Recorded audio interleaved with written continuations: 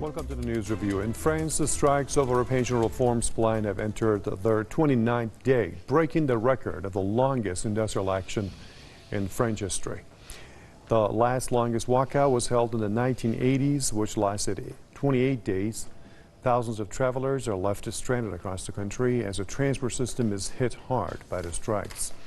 On Thursday, police fired tear gas at protesters blockading a bus depot in the capital, Paris, and the latest confrontation between unions and authorities.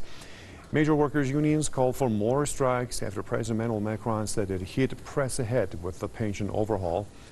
Organizers of the industrial action say that the plan reforms will make the employees work longer for a small retirement payout. Now let's discuss this. I will be joined by Rami Mazahari, our correspondent in Paris, and Gearóid Ó Colmáin, author and journalist, who's also joining us from Paris.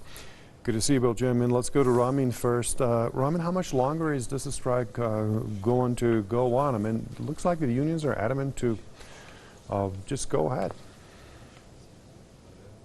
That's sort of the million-dollar question. How long will this go on? They have already broken the all-time record, besting 1986, 1995, 1968, and 1936. And I would say that it's really only now just getting started, as hard as that may be to believe for many people. It has been really something of a very limited strike for a so-called general strike. It has basically all fallen on the shoulders of the public transport workers, and really only for in the trains, not so much the buses. And what I say that because there has only been 3 days of nationwide strikes and protests, over the first 4 weeks. Mm-hmm. That means that basically, even the very politically active people have probably only gone on strike for 3 days. Similarly, the government has only negotiated with the unions en masse for 3 days out of 28. So the unions have, they haven't been calling protests, they haven't been really pushing people to strike, and this has allowed the government to do what they always do, which is to try and broker side deals with certain unions in certain sectors, to really gut the strike. And we just got word this week that it's starting to work. Pilots and air cabin crews, they had a strike plan that was supposed to start tomorrow, but they called it off because they have been given a sweetheart deal.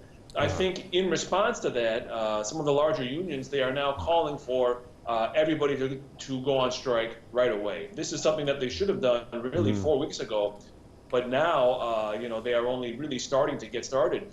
January 7th, the government will sit down with unions again. January 9th will be the fourth day of nationwide protest and strikes. Mm-hmm. So I think that, now that the government is getting close to, brokering these side deals, which would, of the strike, now unions are going to really start stepping things up. For example, they are calling for a blockade on oil refineries for 3 consecutive days. That's considered to be illegal by the government. So we're going to start seeing things now that the winter holiday is over. We're going to start seeing things really get serious. It's too bad it's taken them 4 weeks. Yeah, interesting. Now let's go to Mr. Colmáin in Paris. What do you think, Gearóid, will be happening next? I mean, will there be anything, positive out of these negotiations that the government has just started with the strikers? Well, I think one of the problems your other guest mentioned there was the fact that, again, it's mostly the rail workers are striking, and that's causing havoc in the public transport system. Mm-hmm. So a lot of the people affected, I would say the people who are most affected by the strike are actually workers. Thus far, it's been very difficult for people living and working in Paris to get to work. And so because this has been localized, it has been very much the rail workers, it's kind of hasn't really bothered the Macron regime in the way it should. I do think that it will have to become a much wider strike and a revolt, effectively, if they're going to get any positive results from this. We must remember that Emmanuel Macron is implementing EU directives. I mean, he was put in power to basically gut the French state, to destroy what was left of its sovereignty. It's a country now that is over 100% in debt. and is basically only servicing the interest on that debt. So it has no financial autonomy or sovereignty, and there is no plan to change that, because essentially Macron is beholden to lobbies in the EU who basically want to impose a neoliberal regime.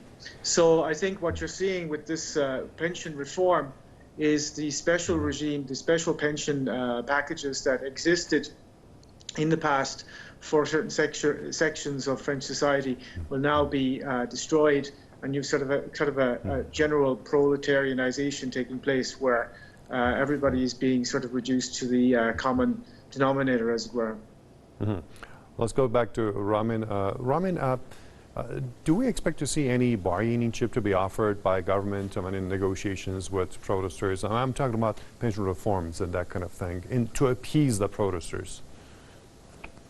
That's a good question. Just one quick thing, this is supposed to be a so-called universal pension scheme, but, as I mentioned, they have already made a sweetheart deal with the pilots. They're going to try and do the same thing with teachers, with hospital workers, with rail workers. So this is really, they are ending the system because of the special regimes, and they're going to create new special regimes. And the reason for that is these new special regimes, they will only affect, 2, 5, 10% of the population, and the bosses and the corporations, they will reap all the profits, by, gutting the pension of the mass majority.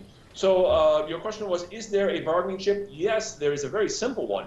Macron, you have this new universal system, quote unquote universal, based on points, which is totally unclear, which has never been instituted anywhere in the world. And then you have, secondarily, you have a 2-year backdoor raising of the retirement age.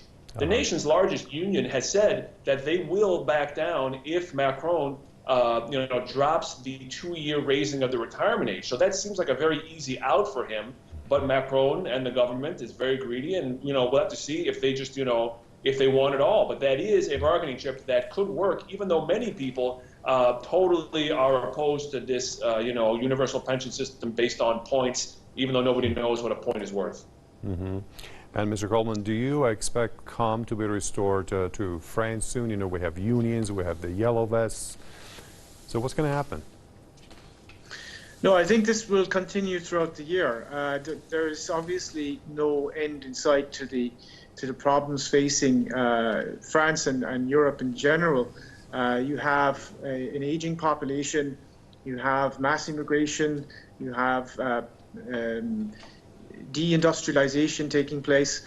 The French economy is really in really poor shape, and I think that the pain is really going to hit in this year as unemployment continues to be a problem, even though it's been reduced slightly in the last couple of years. Nonetheless, the Yellow Vest protest has shown that the discontent is very deep and widespread in French society. Obviously, all of these movements will need to have some kind of leadership, which they haven't had to this point. Particularly, the Yellow Vest movement has had no effective leadership and no real strategy to effect major change. Similarly, I think the strike to become a lot more militant in terms of going right across French society if it's to have any lasting impact. Okay. I appreciate your comments. Let me thank our guests. We had Ramin Mazaheri and also Mr. Gearóid Ó Colmáin, both from Paris. And with this, we come to the end of this news review. Thank you for watching.